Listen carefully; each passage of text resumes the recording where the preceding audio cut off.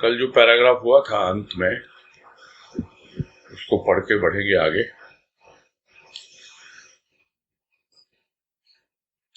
कहा गुरुदेव ने, कर्म कुछ सार्थक होते हैं, कुछ निरर्थक।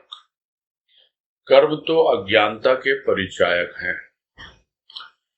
मनुष्य कुछ विचार कर ही कर्म करते हैं, फिर निरर्थक क्यों कहलाएंगे? बालू से तेल निकालने का प्रयास मनुष्य कब करता है? निरर्थक की परिभाषा ही निरर्थक हो जाएगी यदि यह नहीं कहा जाए कि क्यों कर्म निरर्थक कहलाया। कर्म यदि लक्ष्य की प्राप्ति में सहायक न हो सका तो वह कर्म निरर्थक ही कहलाएगा। प्रश्न हो सकता है कि लक्ष्य भी भिन्न भिन्न व्यक्ति का भिन्न भिन्न होता है, फिर आलोचना क्यों, कटु उक्ति क्यों? भिन्नता को अमान्य नहीं कहा जाता, किंतु वे कर्म जो प्राणी अन्य योनियों में करता आया, मानव तन पाकर भी यदि उनकी अर्थात कर्मों की पुनरावृत्ति करे तो मानव तन कोई अर्थ नहीं रखता। और हमने यही भाव लिया था इसमें,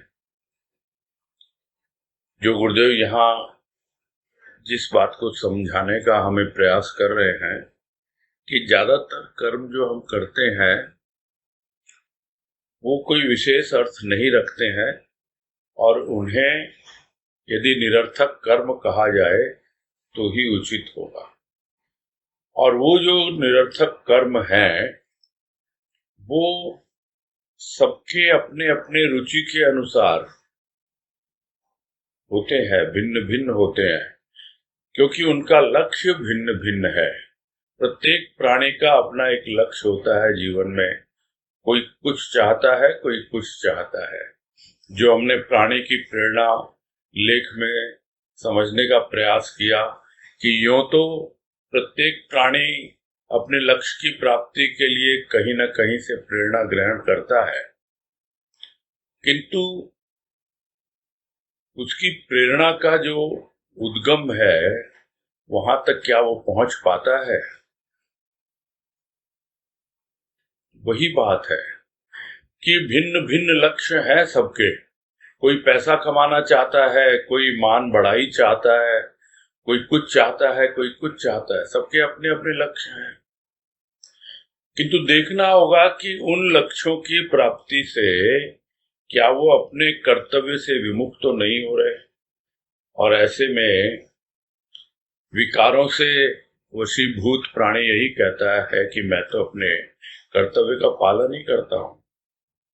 मोह से वशीभूत होकर कहता है मेरा बच्चों के प्रति कोई कर्तव्य है, मेरा तो परिवार के प्रति कोई कर्तव्य है, किंतु वास्तव में उसका जो कर्तव्य अपने स्वयं के प्रति है, और जिसने उसको यह जीवन दिया है, जो जीवन दाता प्राण दाता जो परमात्मा है, उसके प्रति जो उसका कर्तव्य है, यदि उससे वो विमुख है और उस तक पहुंचने का या अपने आप को जानने का वो लक्ष्य उसका यदि नहीं है, तब यही कहा जाएगा कि मनुष्य जन्म पाकर भी प्राणी उन्हीं सब बातों में उलझा हुआ है। इसलिए ये जो कर्म है, जिनको हम कर्म कहते हैं, वो हम अज्ञानता के वशीभूत होकर करते हैं, और उसको देख करके ही थोड़ा सा भी जो समझदार होगा, जो आध्यात्मिक ज्ञान में रुचि रखता होगा, वो समझ जाता है कि यह कर्म तो अज्ञानता के ही परिचायक है।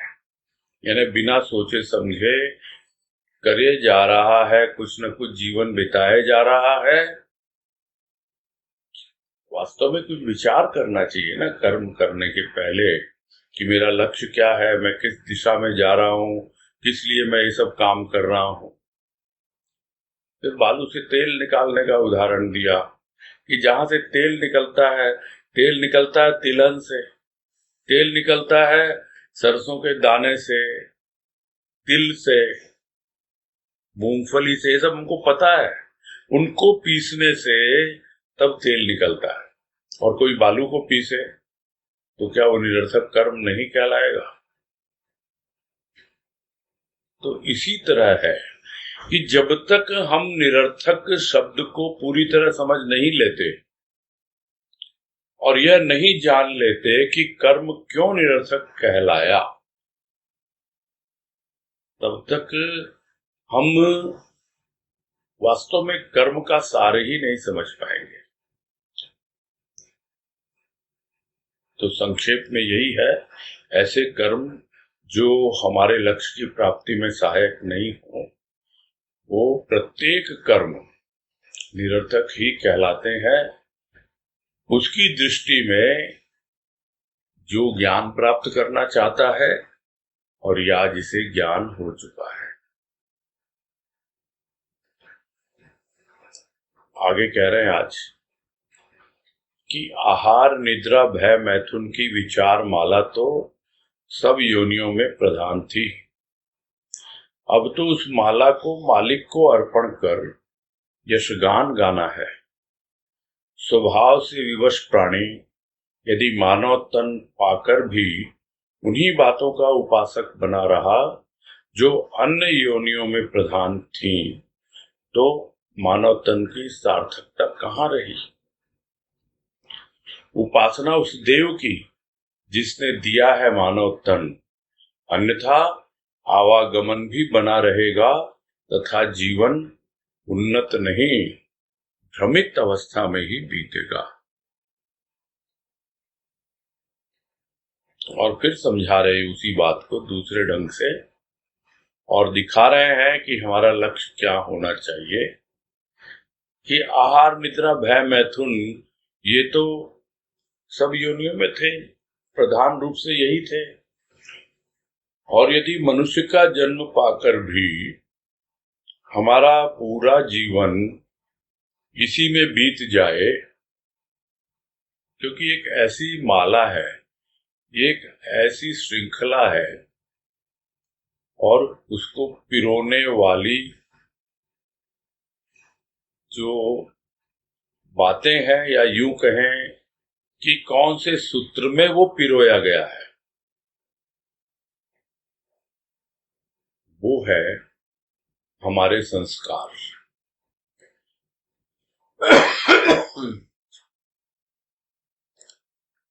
जिसके जैसे संस्कार होते हैं उसी के अनुसार वो जो जीवन जी रहा है उसको समझ पाता है, देख पाता है।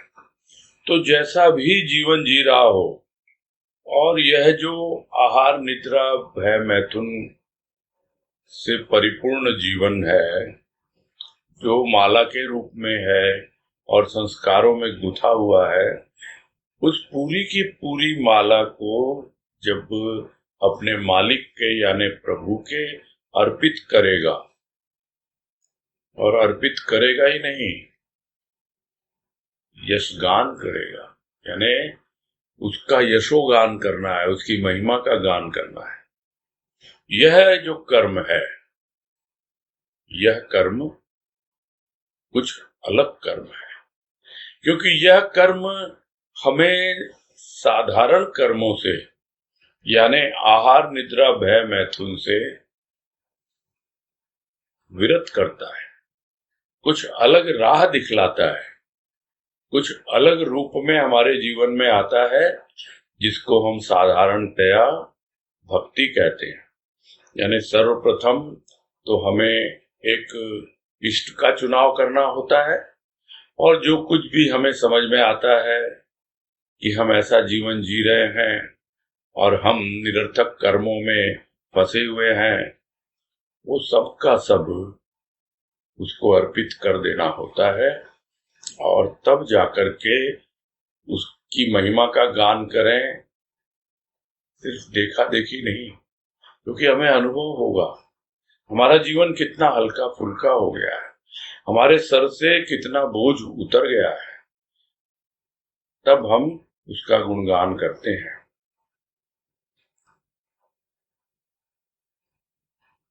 प्रॉब्लम क्या है? प्रॉब्लम ये है कि वो अपने स्वभाव से विवश है। स्वभाव यानी प्रकृति।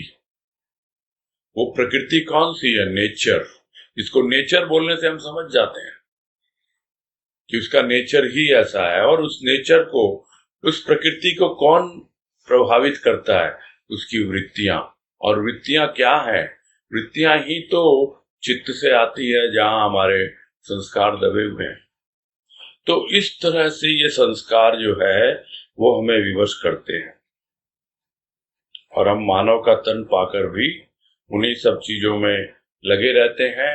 और या देखा देखी थोड़ा सा इधर उधर अपने पूर्वजों के आदेशानुसार या अपने घर परिवार की मान्यता अनुसार हम उन्हीं बातों में लगे रहते हैं और उन्हीं की उपासना पूजा में करते हैं, जो हम समझते हैं कि हम तो बहुत भक्ति कर रहे हैं, किंतु वास्तव में वो कर्म कितने सार्थक हैं उसका हमें अनुभव नहीं होता है। अनुभव तभी होता है जब हमारा विवेक जागता है और हमें बतलाता है कि हम क्या जीवन जी रहे हैं। क्या इन्हीं सब मान्यताओं में, इन्हीं रूढ़िवादिताओं में जीते रहने के लिए मुझे यह मनुष्य का जन्म मिला है?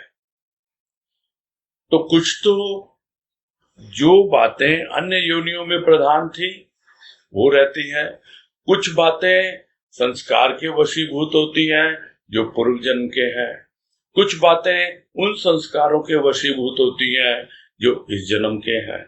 तो इस प्रकार से मनुष्य का जीवन, भले ही वो समझे कि वो भक्ति कर रहा है, वो उपासना कर रहा है, किंतु वो उपासना उसकी उन्हीं के वशीभूत होकर, यानी अपने संस्कारों के और अपने स्वभाव के, और जिन चीजों में वो लिप्त है उनके वशीभूत होकर के उसका सारा का सारा जीवन बीतता है, और उन्हीं कर्मों को दोहराता चला जाता है, उससे बाहर निकल नहीं पाता। यहाँ गुरुदेव कह रहे हैं, उन कर्मों को अर्पित करो, अपने इष्ट को, अपने प्रभु को अर्पित करो, उपासना करो उस देव की जिसने दिया है तुम्हें यह मानव का तन। और नहीं तो क्या है? फिर आना जाना बना ही रहेगा, फिर जन्म लेगा, फिर मरेगा, तो आवागमन बना रहेगा।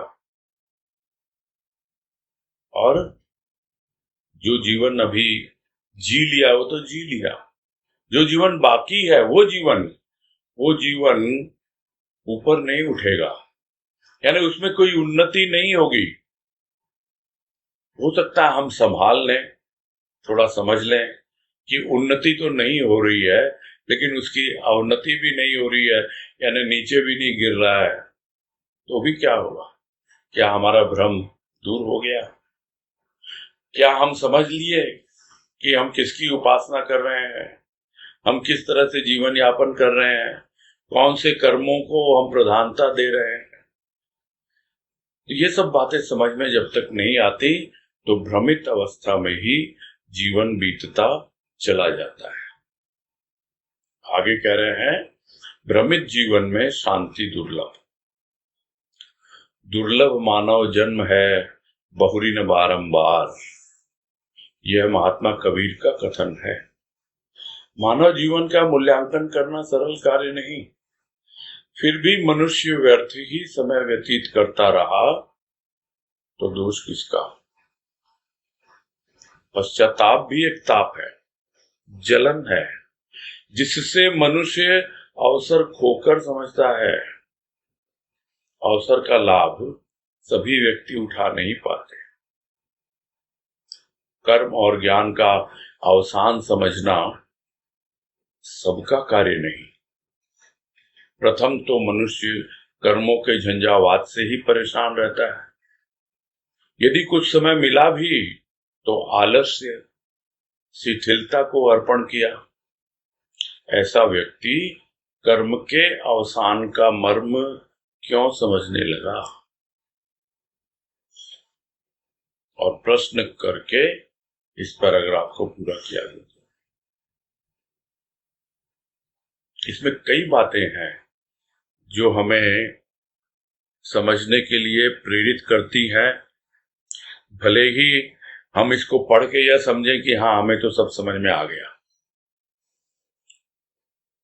फिर भी प्रयास करते हैं कुछ क्या विशेष भाव, क्या इसमें गुरुदेव हमें समझाना चाह रहे हैं।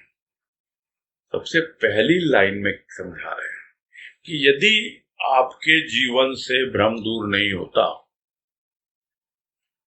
तो आप कितने हाथ पैर मार लो, जिस मानसिक शांति को आप ढूंढ रहे हो वो मानसिक शांति आपको मिलेगी नहीं। तो यहाँ एक सूत्र गुरुदेव ने बहुत ही स्पष्ट रूप से हमें कह दिया कि यदि तुम्हें शांति चाहिए जीवन में तो आप भ्रम में जीना छोड़िए। अपने जीवन से जितना भी भ्रम है उसको दूर करें कि कौन देवी देवता मेरी सहायता करेगा, कि कौन मेरा। मैं बार बार ये सब बातें क्यों बोलता हूं, मुझे समझ में नहीं आता, किंतु ऐसा लगता है कि हम इतने ज्यादा जकड़े हुए इन कर्मों में, इन सब बातों के आधार पर जो कर्म हम कर रहे हैं, हम उसमें इतने फंसे हुए हैं कि वास्तव में हमारा भ्रम दूर होता ही नहीं है। और सबसे बड़ा भ्रम यही है कि क्या जिस संत की शरण मैंने ली वो मुझे आवागमन के चक्र से बाहर निकालेगा। विश्वास है यदि, तो जिस राह पे वो हमें चला रहा है हम चलते जाएं और इधर उधर भटके ना, किसी और की तरफ ध्यान ही न दें। तब मालूम पड़ेगा कि किस प्रकार से धीरे धीरे हमारी जो भ्रम की परतें हैं वो उधड़ रही हैं, एक एक करके भ्रम दूर हो रहे हैं। अन्यथा इतना ही हम बोल दें शांति तो मिलती है, ऐसा नहीं है। थोड़ी देर को मिलती है, जब कभी सत्संग में होते हैं, थोड़ा भजन कीर्तन में होते हैं, शांति होती है, थोड़ी होती है बहुत। लेकिन जब भ्रम दूर होगा तभी वास्तव में हमें पता लगेगा कि यह शांति तो मुझे पहले कभी भी अनुभव में नहीं आई। तो ये मानव जन्म जो मिला है, किस लिए मिला है ये कहना बहुत कठिन है। अपने अपने ढंग से लोग जीते हैं जीवन को। कबीरदास ने तो कह दिया कि ये मानव जन्म जो है दुर्लभ है, बहुरी न बारंबार, यानी बार बार मिलने वाला नहीं है। ये मत समझो कि अगली बार भी हम मनुष्य जन्म लेके ही पैदा होंगे, पता नहीं क्या होगा नहीं होगा। तो कम से कम उसके प्रति हमारा एक कमिटमेंट तो हो ना, कि तुम मिल गए हो ना, अब हम बस तुम्हारे प्रति ही समर्पित हैं। अब हम भटकेंगे नहीं इधर उधर। अब तो हमें तुमसे मिलना ही मिलना है इस जन्म में, मिलना है इस जन्म में, जाने क्या हो अगले जन्म में। भजन की पंक्ति याद आ जाती है। ये एक आप लक्ष्य लेके चलें, यही लक्ष्य है मेरे जीवन का कि मुझे मिलना है, इस जन्म में ही मिलना है। पता नहीं अगले जन्म में क्या होगा, बार बार मिलता नहीं है ये मनुष्य का जन्म। और यदि मिल भी गया तो क्या मूल है। तो कबीर तो कहते हैं हीरा जन्म अमोल था, कौड़ी बदले जाए। क्या हमें लगता है ऐसा? हमको तो लगता है हम तो बहुत कमाई कर रहे हैं, हमने तो बहुत अपना स्टैंडर्ड ऑफ लिविंग बढ़ाया है इतने सालों में। उससे क्या होगा?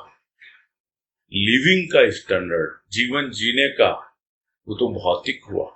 आपके भीतर का स्टैंडर्ड, आपके भीतर का धरातल, वो कितना ऊंचा हुआ, कितना बढ़ा है, क्या उसमें विकास हुआ है, क्या उन्नति हुई है।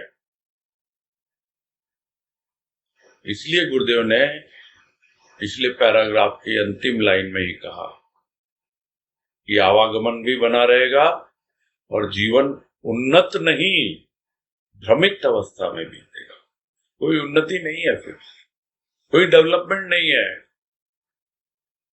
यदि हम उन्हीं निरर्थक कर्मों को करते रहे। तो आप कैसे मूल्यांकन करेंगे? ये सरल कार्य नहीं है। तो कम से कम मूल्यांकन करना तो सीखे अपना, कि कैसा जीवन हम बिता रहे हैं। और हम खुद ही कर सकते हैं, कोई और आके हमको बताएगा, इशारा कर सकता है। गुरुदेव इशारा कर रहे हैं कि देखो कैसा जीवन जी रहे हो तुम, देखो दोष किसका है। दोष देते रहो दूसरों को। क्या करें, बच्चे हैं, करने नहीं थे, करना तो चाहते हैं, इसका काम उसका काम, क्या करें, पति ऐसा बोल रहा है, क्या करें, पत्नी ये करती है, अरे हमारे तो घर परिवार इतना लंबा है, कभी कुछ होता रहता है। यानी हम दूसरों पे डालते रहें, दूसरों को दोष देते रहें, और इसी में इतना जन्म बीत गया है। फिर ये तो व्यर्थ ही गया ना समय। इसका दोष है, विचार करें। और क्या पश्चाताप करने से काम हो जाएगा? कभी सुना था मैंने किसी के मुख से कि भाई कम से कम पश्चाताप तो करो आप, पश्चाताप करने से आगे का रास्ता खुलता है। किंतु क्या होगा, पश्चाताप भी तो एक ताप ही है। यही कह रहे हैं गुरुदेव कि पश्चाताप भी एक ताप ही है, जलन है, क्योंकि अवसर तो निकल गया हाथ से और आप अब पश्चाताप कर रहे हो उसका, और उस ताप में जल रहे। पश्चाताप नहीं करना, तभी विचार किया, तभी चिंतन मनन किया गुरुदेव की कृपा से, तब समझ में आया कि पश्चाताप का क्या निराकरण है, क्या इलाज है उसका। ये जो पश्चाताप का ताप है, ये कैसे ठंडा होता है, कैसे दूर होता है? वो दूर होता है प्रायश्चित के द्वारा। यानी हमें जो करना है, जो हमें लग रहा है कि हमसे ये भूल हुई है और हम उसका पश्चाताप किए जा रहे हैं, तो क्या फिर हमारी भूल का सुधार हो जाएगा? नहीं। जो भूल सुधार करेंगे वही प्रायश्चित है।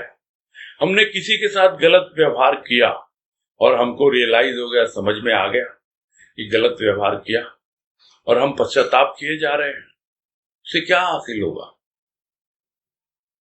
हम जाएं उसके पास, उससे क्षमा मांगे, तब वो प्रायश्चित होता है।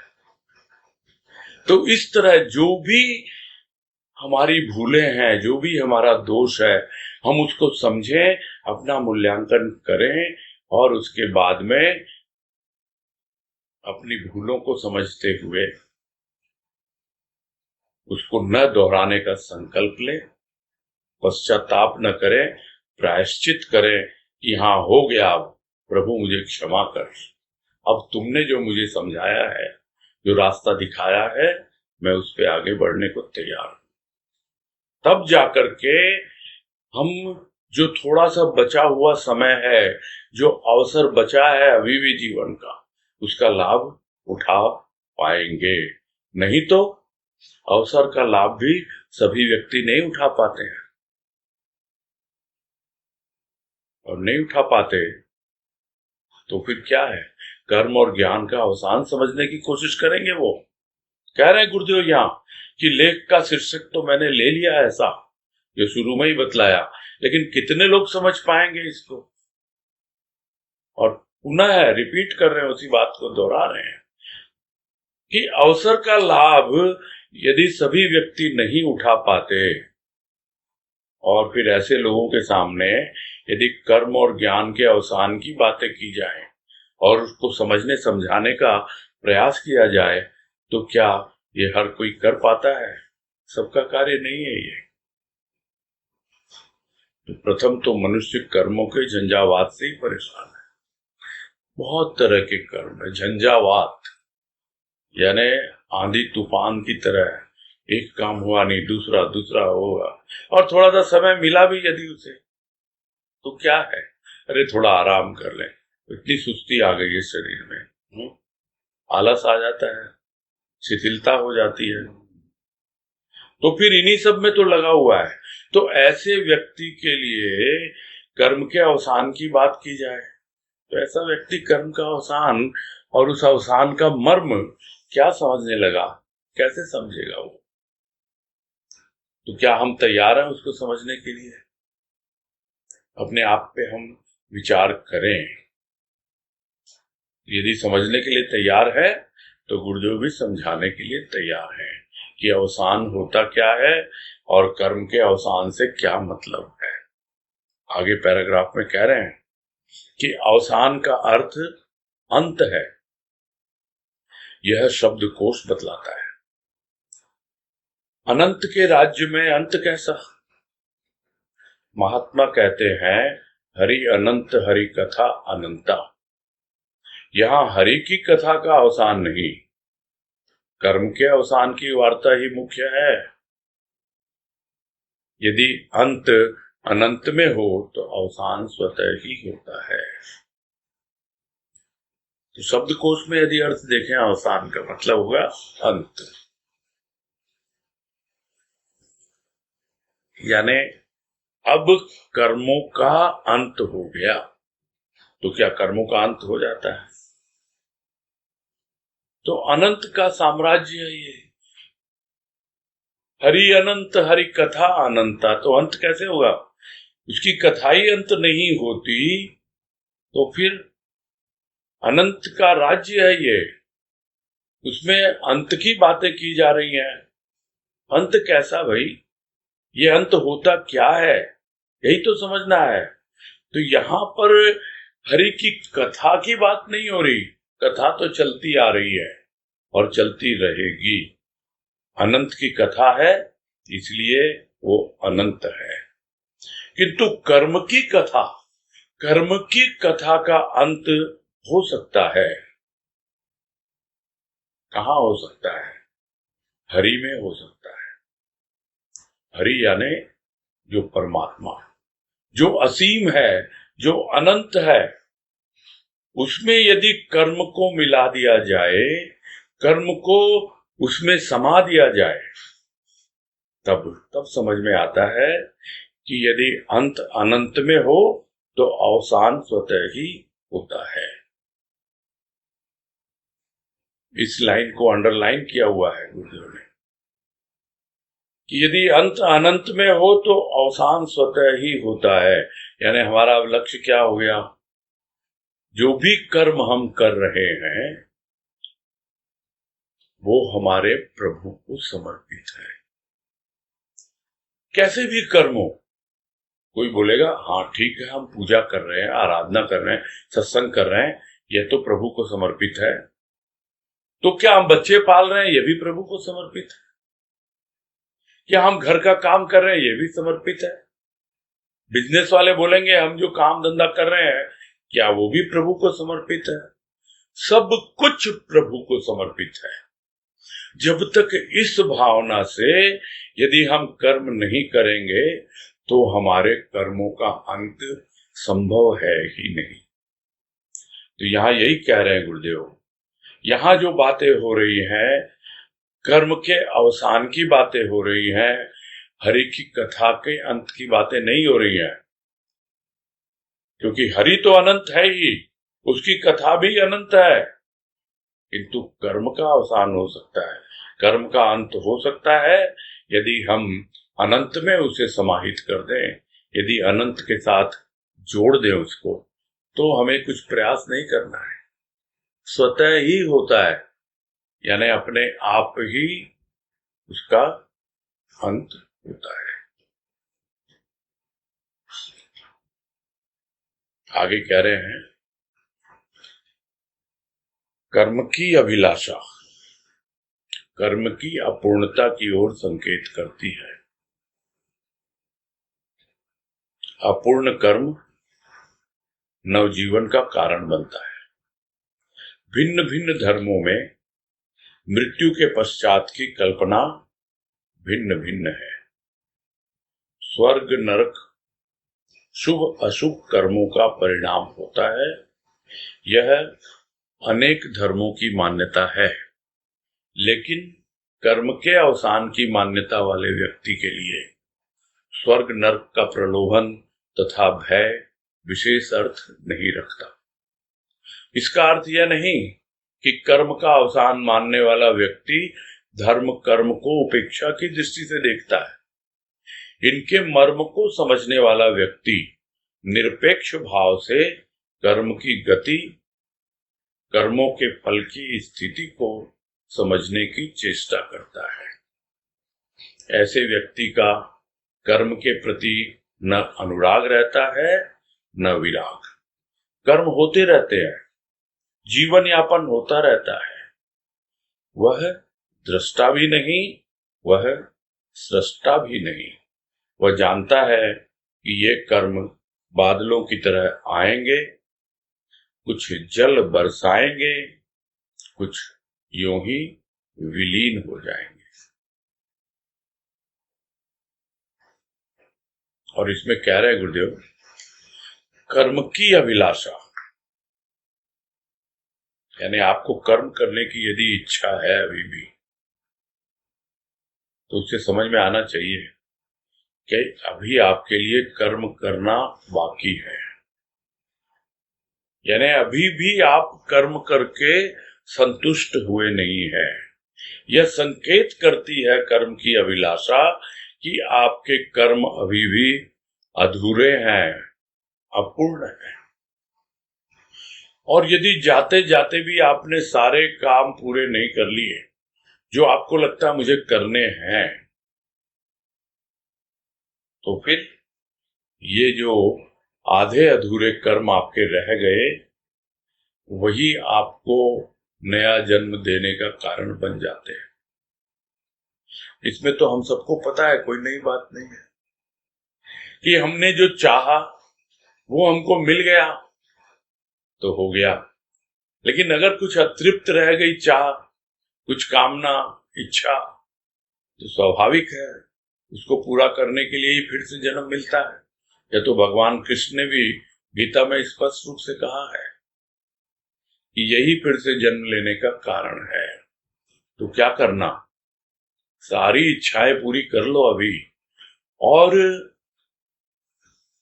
ऐसी इच्छा करो ताकि तुम्हारी जो इच्छा है, तुम्हारी जो कामना है, तुम्हारा जो काम है, कुछ भी न रह जाए करने को तुम्हें। उस कर्म का पूरी तरह अवसान हो जाए, यानी तुम्हारे सारे कर्म उस अनंत में समा जाएं, अन्यथा अपूर्ण रह ही जाएंगे। कितनी कोशिश कर लो आप, कुछ न कुछ करने को बाकी रह ही जाता है। किंतु हाँ, यदि प्रत्येक कर्म प्रभु को समर्पित होकर किए जाते हैं, तब अपने आप ही संतुष्टि का भाव आता है और ऐसा लगता है कि हाँ, मेरे काम तो मैं रोज ही पूरा करता हूं।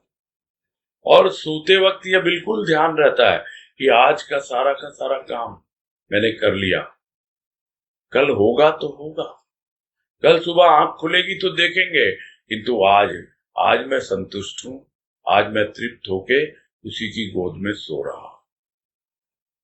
जब तक यह भाव लेके नहीं सोता प्राणी रात को, तब तक उसके भीतर कुछ न कुछ कर्म की अभिलाषा बनी रहती है और वही उसे स्वप्न में दिखलाई देती है, यह कर रहा हूं, वो कर रहा हूं।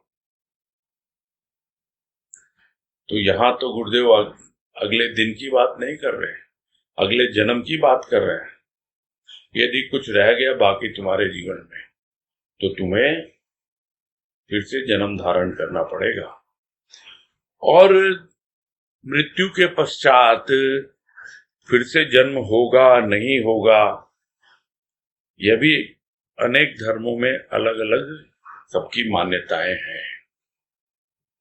कुछ लोग स्वर्ग नरक को भी मानते हैं कि जो हम शुभ परिणाम करेंगे तो स्वर्ग में जाएंगे, अशुभ कर्म करेंगे उनका परिणाम नरक के लिए होगा। तो ये शुभ अशुभ, स्वर्ग नरक, यह सब भी कर्मों की वजह से होता है। ऐसी भी अनेक धर्मों में मान्यताएं हैं, किंतु ऐसे तो शायद ही कोई होंगे कि जो कहें कि भाई तुम्हारे कर्म का अवसान हो जाए, किंतु जो उसको मान के चलता है, ऐसी मान्यता वाला व्यक्ति जो है उसके लिए स्वर्ग नर्क का कोई प्रलोभन होता नहीं है विशेष। यानी स्वर्ग में जाओगे सारे सुख मिल जाएंगे, खूब पुण्य करो यहाँ पर तुम्हें स्वर्ग मिलेगा, और कुछ गलत कार्य करोगे तो नरक मिलेगा, और उससे भयभीत किया जाता है उसको। तो वो न तो स्वर्ग के नाम से प्रलोभन में पड़ता है और न ही नरक के नाम से भयभीत होता है।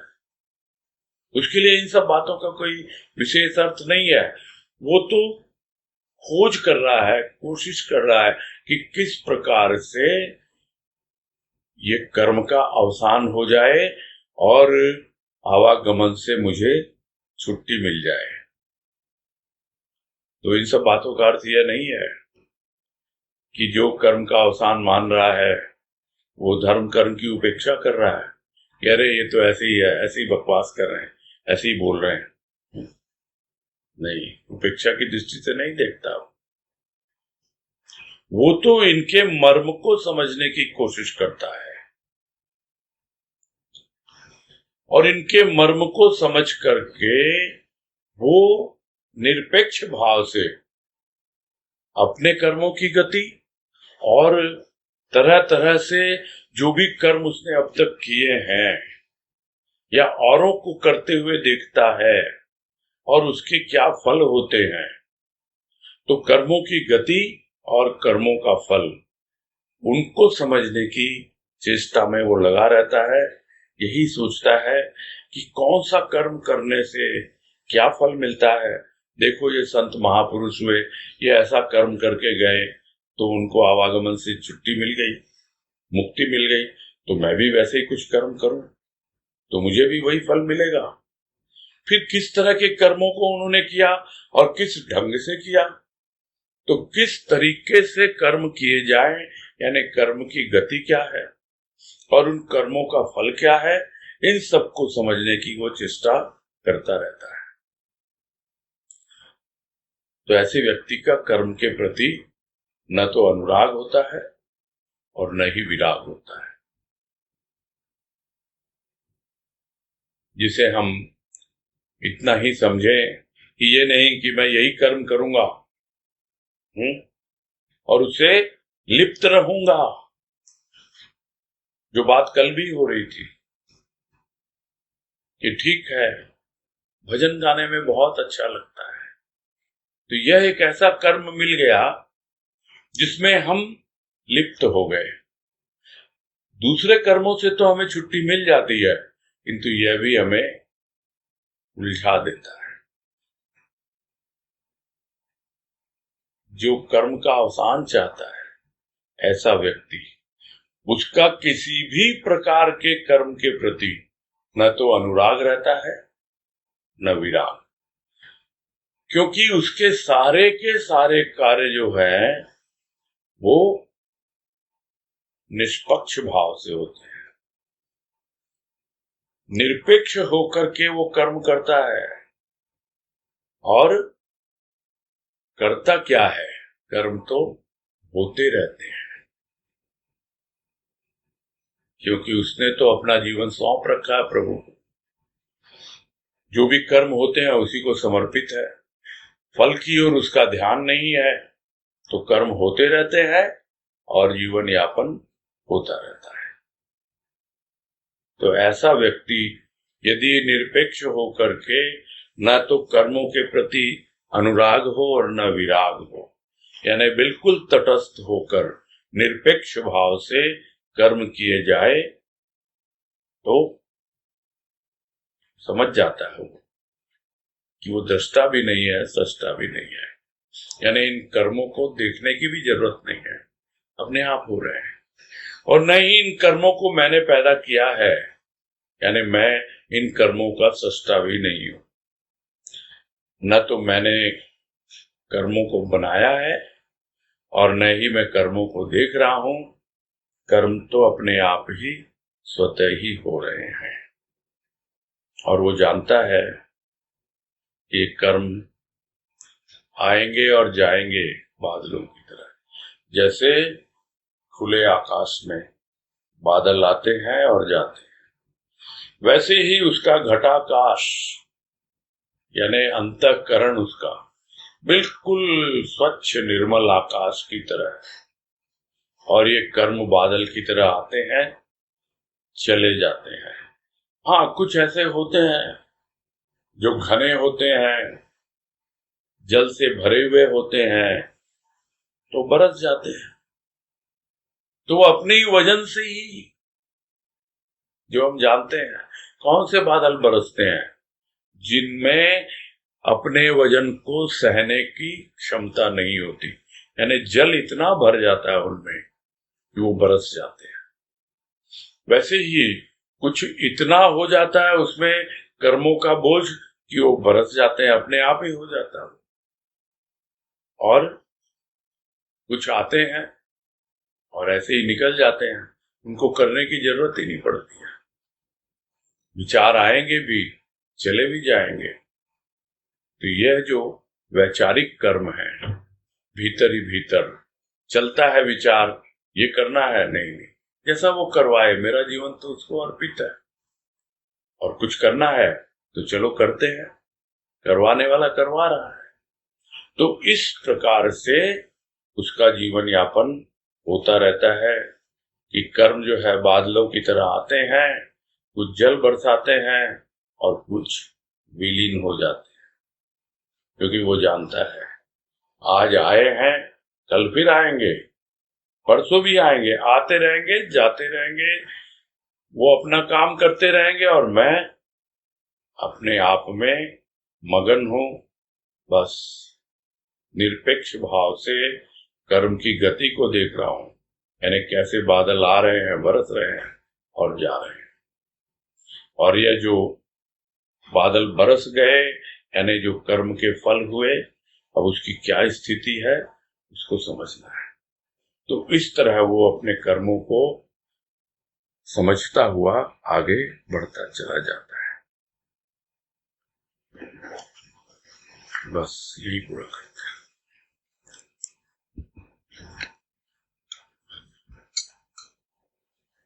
है। बोलिए।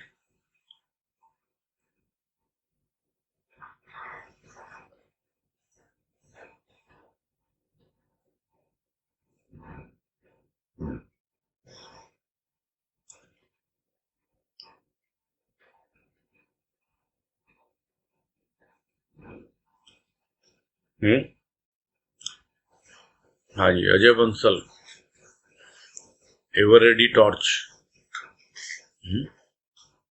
दिखाइए, हमें रास्ता दिखाइए प्रश्न करके। हाँ, अनम्यूट करो भाई। सारे अपने जो भी काम है, हाँ जी, ईश्वर को सौंपना है।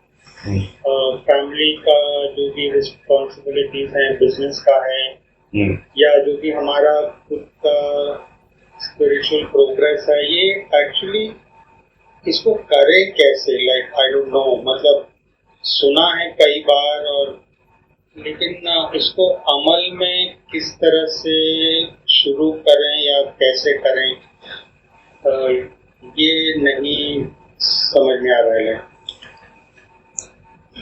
जो कर्म आपको परेशान कर रहे हैं, आप तो उसी से शुरू करो ना।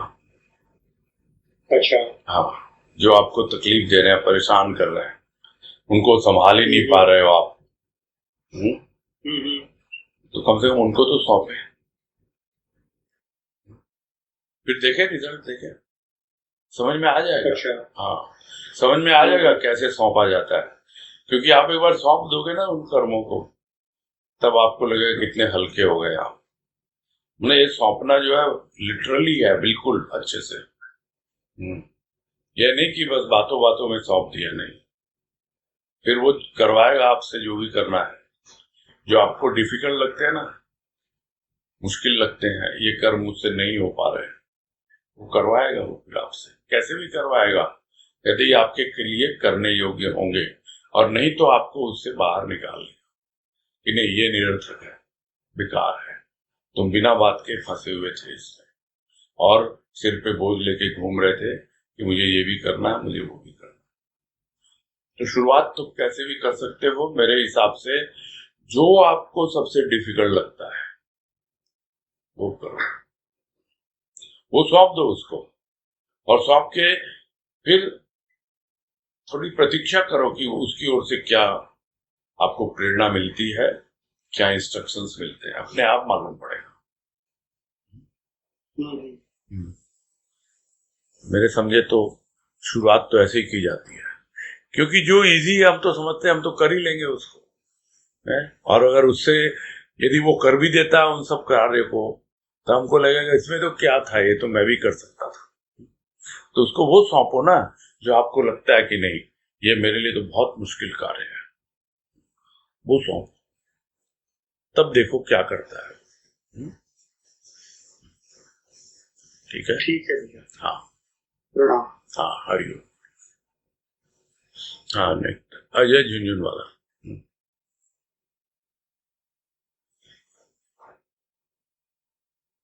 प्रणाम भैया। हाँ नमस्कार, बोलिए।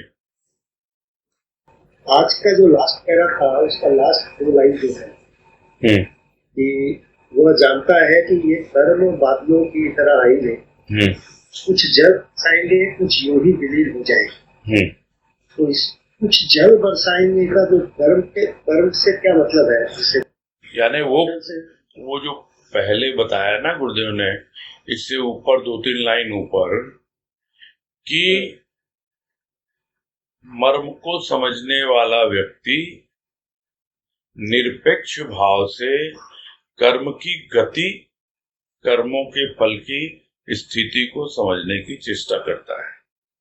ये लास्ट में मैंने टच भी किया था इसमें कि किस तरह बादल जो है आ रहे हैं जा रहे हैं, है ना, तो वो कर्मों की गति हो गई उसकी, और किस तरह से वो बादल बरस रहे हैं वो कर्मों का फल हो गया।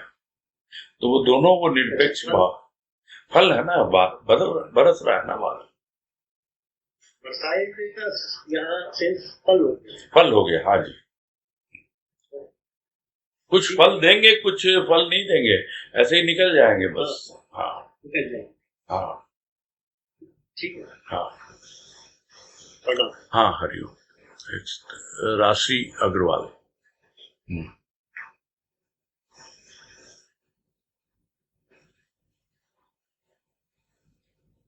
बोलिए। हाँ, अनम्यूट करो।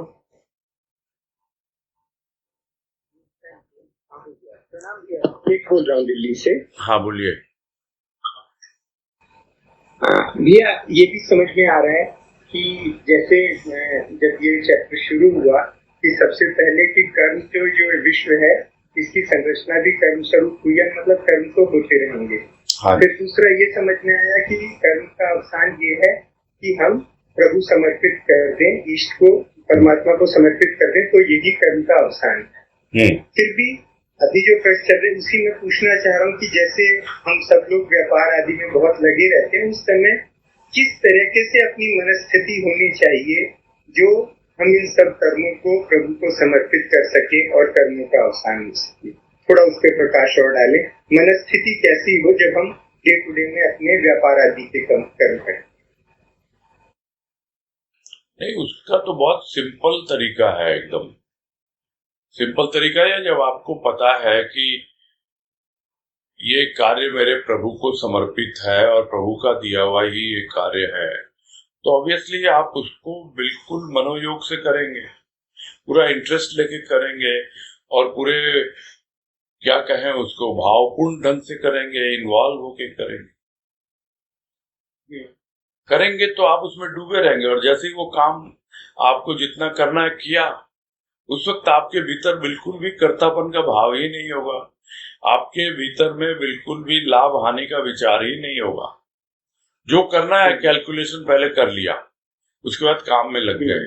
हाँ, काम में जब लग गए तो इन्वॉल्व होके पूरी तरह किया, और जैसे ही काम पूरा हो गया बाहर आ गया और आप एकदम रिलैक्स हो। अब आपको चिंता नहीं है, क्योंकि जो विचार करना था ना कर्म करने के पहले कर लिया, बाद में उसका कोई रेसिड्यूअल इफेक्ट माइंड पे नहीं होना चाहिए। और वो तभी नहीं होगा जब आप पूरी तरह इन्वॉल्व होके उस काम को कर रहे हो। आपको कोई भी रिग्रेट नहीं रहेगा कि अरे मैं ऐसा करता तो ऐसा होता, वैसा करता तो वैसा होता। आपने पूरे मनोयोग से काम किया, डूब के किया, इन्वॉल्व होके, अब काम हो गया, आपका जो करना था कर दिया, आए घर में आराम से रिलैक्स होके सोए। जो भी फल होगा तो मालूम पड़ेगा ना कि कर्म करना अपने हाथ में है, और हम डूब के कर रहे हैं उसको, जो भगवान कृष्ण गीता में कहते हैं कि कर्म करना तो तुम्हारे हाथ में है, किंतु उसका फल जो है उसके बारे में मत सोचो, खाली देखो उसकी गति। कितने कर्म जो हैं ऐसे ही होते हैं, जो बात अभी 2 मिनट पहले हुई, होते रहते हैं कर्म।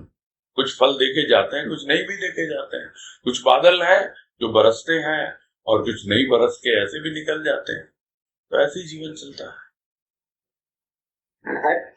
मतलब हम उस काम को डूब के मनोयोग के साथ में ध्यानपूर्वक करते रहे, हाँ जी, उसका जो भी फल आए, जो हाँ भी हो, उसको निरपेक्ष भाव से, बड़े सहज भाव से स्वीकार करें। हाँ जी, हाँ जी। तो ऐसी स्थिति हमें कुछ आगे बढ़ने में सहायक, हाँ, बहुत सहायक होगी, बहुत ज्यादा सहायक होगी। कुछ सहायक नहीं, बहुत सहायक होगी। प्रणाम किया। हाँ, हरिओम हरिओम प्रणाम। हरिओम। हाँ, नेक्स्ट चारू अग्रवाल।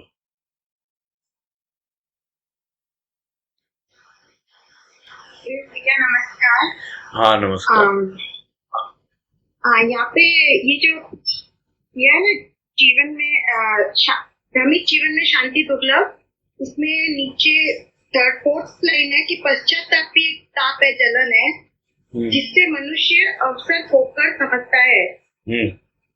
तो ये पश्चाताप भी जलन है, तो हमको पश्चाताप करना चाहिए, नहीं करना चाहिए? वैसे आपने अभी जो बताया कि हमको कर्म का, मुझे कुछ यही समझ में आया कि इसका जवाब यही होगा कि फल की चिंता नहीं करनी है। मतलब क्या है ये आप बताइए।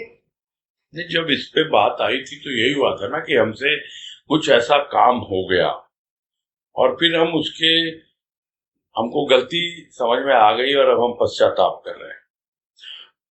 तो जब पश्चाताप कर रहे हैं तो सिर्फ पश्चाताप करने से नहीं होता है, आप उसमें जल रहे हो, आपको उसका प्रायश्चित भी करना होता है। यानी आप दूसरों पे दोष मत डालिए, आप अपनी गलती स्वीकार कीजिए। इतना जन्म तो मैंने ऐसे ही गंवा दिया, ऐसे ही व्यतीत कर दिया, अब आगे से मुझे अपने जीवन को समझ करके और जो भी मेरे लिए उचित कर्म है वो मैं करता हुआ जाऊंगा। जो सार्थक कर्म है वही करूंगा और निरर्थक कर्म नहीं करूंगा। इस बात को लेकर के और गलती जो हुई उसके लिए प्रभु से क्षमा प्रार्थी हूं कि प्रभु मेरी गलती हुई, मुझे समझ में नहीं आ रहा था, आज आपने समझा दिया, सब समझ में आ गया। अब आगे से मैं बिल्कुल सार्थक कर्म ही करूंगा और निरर्थक कर्म नहीं करूंगा। ये है प्रायश्चित। हरिओम। ठीक है, आगे कुसुमलता माहेश्वरी।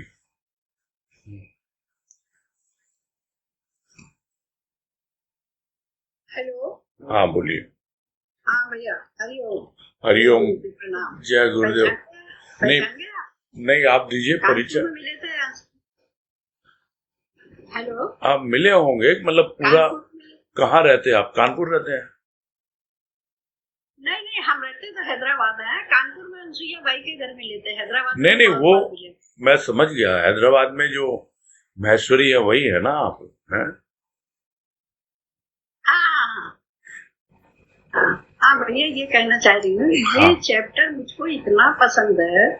एक बार आनंद नंबूदी में निकला था तो उसको भी मैंने बहुत पढ़ा, फिर हमारे सत्संग में भी अमीर पेट पे इसको एक्सप्लेन करा गया कि योजना मासी दियानी, तो भी आधा पढ़ा गया।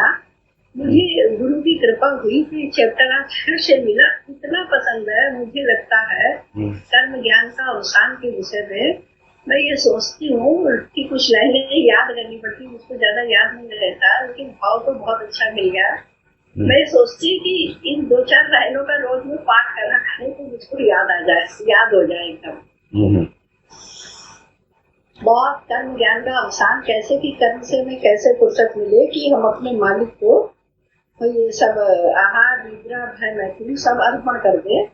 और ज्ञान का है कि हम सलंत में मिल जाए, इतनी लाइन तो मुझे याद रहती है, मगर इसको रोज मनन करने से ही हमारी शायद अवस्था बन पाएगी। हाँ ठीक है, ये अभी शुरुआत है, अभी तो ज्ञान की बातें आई नहीं है, ज्ञान की बातें आएंगी तो ज्ञान की बात करेंगे। तो आपको क्या जिज्ञासा क्या है? ये चैप्टर ठीक है। हाँ, प्रीति राठी आपकी बिटिया है ना? हाँ समझ गया ना, मैं ठीक समझाऊँ ना? हाँ ठीक है, ठीक है। हाँ हरिओम। हाँ हरिओम हरिओम। हाँ अनीता तुलसियान।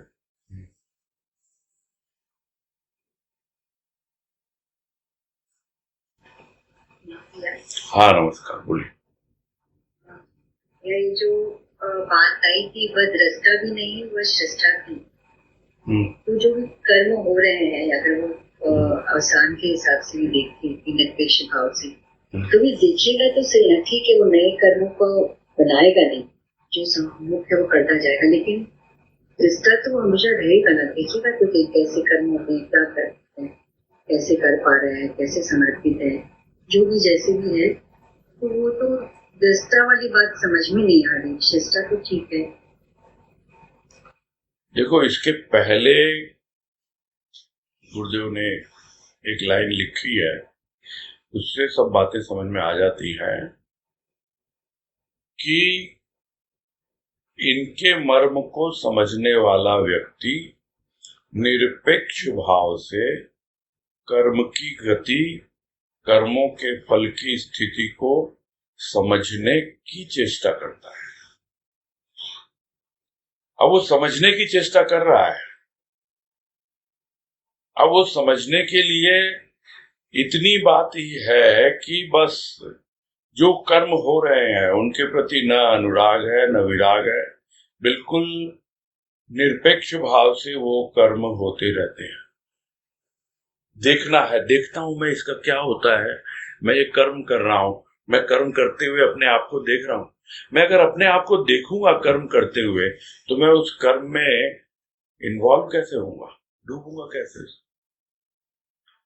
कर्म कर रहा हूं, अपने प्रभु को समर्पित कर रहा हूं, तो जब मैं समर्पित कर रहा हूं उस कर्म को, प्रभु को समर्पित कर रहा हूं, तो पूरी तरह डूब के कर रहा हूं ना वो काम।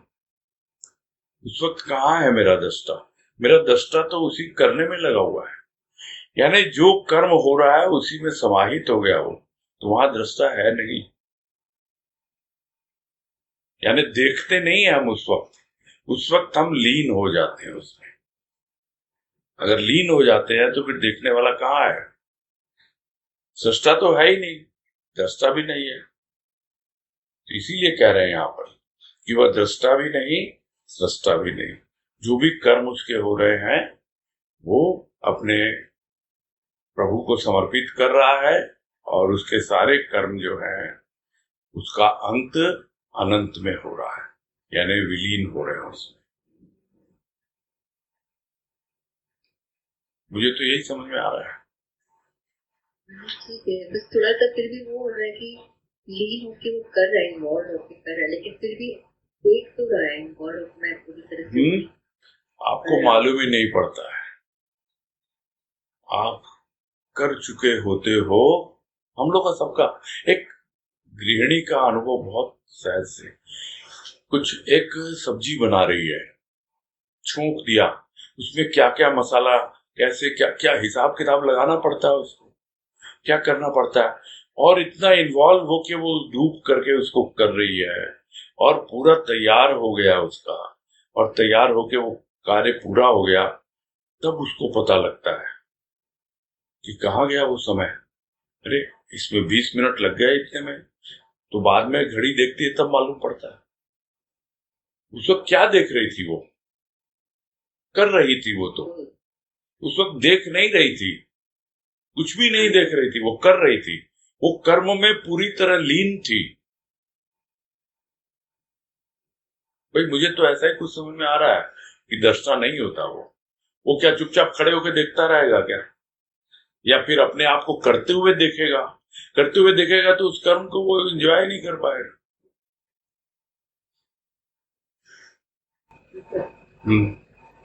ये कर्मों के फल की स्थिति जो अभी आपने लाइन पढ़ी ना, और उनके कर्मों को समझने वाला व्यक्ति निष्पक्ष भाव से कर्म की गति, कर्मों के फल की स्थिति को समझने, फल की स्थिति क्या, फल हुआ ना मिला, अब क्या स्थिति है उसकी, यानी फल तो मिल गया। जैसे अभी बात थोड़ी देर पहले अजय जी ने पूछी थी, तो वो बादल बरस तो गए, है ना, बरस के क्या हुआ उन बादलों का? क्या वो ऐसे ही पानी में बह गए क्या?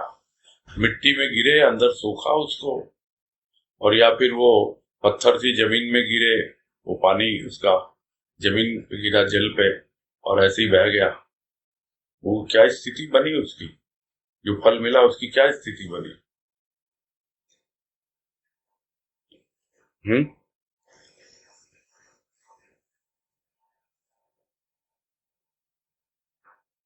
हेलो, डिस्कनेक्ट हो गया लग रहा है।